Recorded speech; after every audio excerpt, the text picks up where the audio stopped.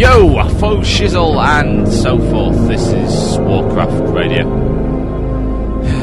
You see, I was so caught up in that fantastic little ad there for the WoW Idol competition that I forgot my music. There we go. Much better. Right. WoW Idol. Now, someone said that was like the Jamster advert. Like, that's an insult. The Jamster advert's played at least 3 times every commercial break on channels over in the UK. If you're American, you never heard of the Crazy Frog, be thankful. It's horrible. Anyway, the WoW Idol competition is now on the front page of the worldofwarcraft.com homepage. Yay! So get your entries in, for you have a chance to be famous among our many listeners. And I'm happy to say we topped the Blue Please listenership tonight by a whole 1. That's 108 live listeners instead of 107. Pretty good, folks. Thank you for that. Much appreciated. Has to be said, WoW Radio gets most of its listenership actually through downloads. Usually, we get around 500 downloads a week for Blue Please. And we also get the fantastic Epic Guild playing us on their Ventrilo server to their 300-person super guild in Europe. So thanks for them. And they also put a nice banner up for Blue Please and Downtime Down Under. So I appreciate that. That's really humbling. That's fantastic. So here's a link to their front page. If you're thinking of joining a European guild, these guys sound like a good choice to me. Head over to epicguild.info, oddly enough, for more info. Right, let's get on with it. People are asking me to say Leroy on the radio. Die horribly! Leroy Jenkins is not funny. I've managed to go at least a week without taking the pee out of Leroy Jenkins. Ugh. Leroy Jenkins is not funny, never will be. Go and watch the Camelot video. It's far more amusing. And there's also something else amusing. But I'm not going to tell you that until I tell you about this latest offer. It's a special offer. It goes out only to those playing World of Warcraft. I'm going to link this to you. I'll read it out for you just in case you don't happen to be in the madhouse of the channel, but I'll link it for you on the chat room. Go to this. It's a FilePlanet offer, and it's at fileplanet.com/promotions/World of Warcraft/special offer/wow_offer.htm. Now, I'll read that again.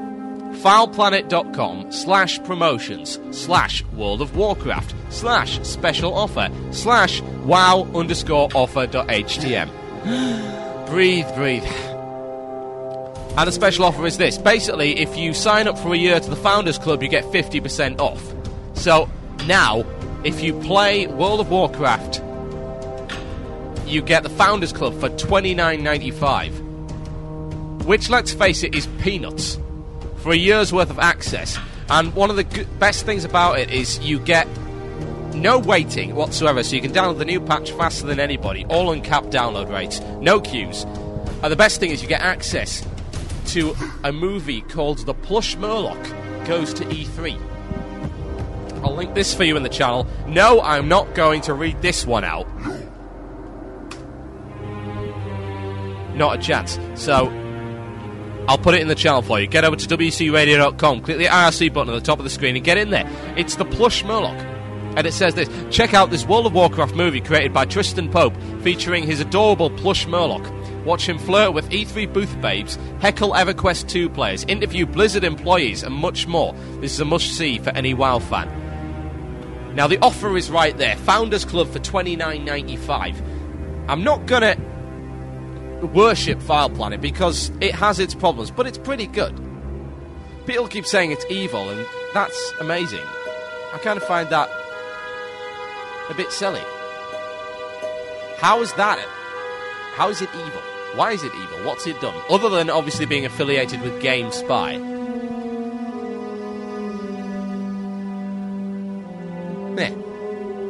Anyway. So, yeah. $29.95 for the Founders Club. And if I remember correctly, if you actually subscribe to the Founders Club, you get free games. So, it's all good. I'm already subscribed to FilePlanet. I have been for ages. And no, I don't get paid for advertising. I really wish I did. No, I really did. I really wish I did. However, let's get on with it. Okay. Balance has always been a big topic for Blue Please because Blue Please tries to give a more balanced, if a bit cynical, view of World of Warcraft. And when it comes to balance, there's nothing more wine-ridden than that. And all you hear all the time, especially on the European boards, I don't know if it's the same over in America. From what I've seen, it is. But then I'm not a big part of the American boards because I'm not signed up, obviously. Not an American player, but the thing about it, balance, is that people will always whinge on about it no matter what. Take example, there's a game called PlanetSide, which I play. It's a massively multiplayer online first-person shooter. Now, there is constant whinging on that in that community about balance, and it seems to be common in all gaming communities. And I'm going to put it down to a simple fact. Well, a simple opinion. You got people playing who are playing in a competitive fashion. The essence of competition is to get the advantage over your opponent in any possible respect. If you can't do that, then you can put your loss down to something that isn't your fault. And a handy way of doing that is to argue balance. And say, oh, well, I couldn't have beaten him because he has this, this, and this. Or, this is unfair. I could have beaten him otherwise, so nerf this. And that becomes a balance argument. When really all it is a whine to get an advantage over another player. And it brings along the interesting question, and I'd like to know what you think about this in the chat room. Let's say that it's commonly accepted that perfect balance will never be attained. Is it acceptable for one class to be significantly better against a certain other class? Now, that was extremely badly phrased, so let me rephrase. Is it acceptable for a class to have a significant advantage over another class? Now, here's my view on it before I read out your views. Yeah, actually it is. Because this is not a game of hard counters. Now, take the PlanetSide example again. They get their balance wrong a lot of the time, but the basic principle is this. Aircraft beats vehicle. Vehicle beats infantry. Infantry beats aircraft. It's the same way with Battlefield 1942, Battlefield 2, that kind of thing. Same principle. It's a rock, scissor, paper approach. Unfortunately, with World of Warcraft, you've got so many variables that a rock, scissor, paper approach is totally impossible.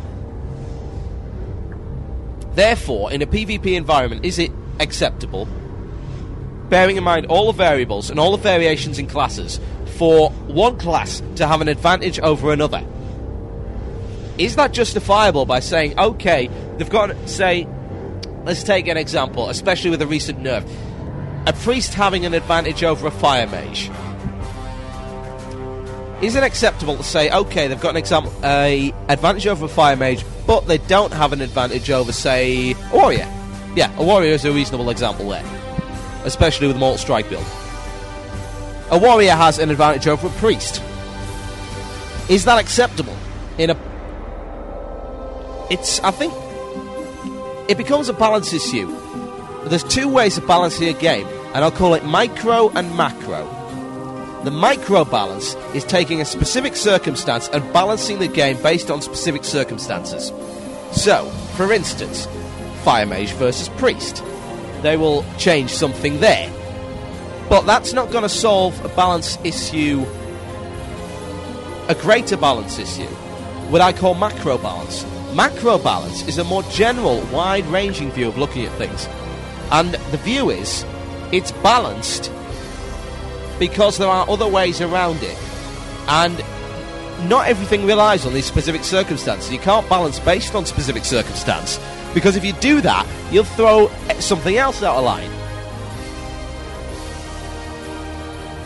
Yeah? So that's the idea. I mean, take for instance this whole Ignite thing. It gives an advantage, gives the priests an advantage against the fire mage, but in a group, it gives the whole group an advantage against a group with a fire mage in it. That's a more wide-ranging balance issue, and that's what I call macro. And what you need to do, as far as I'm concerned, is balance based on macro balance, rather than micro-balance.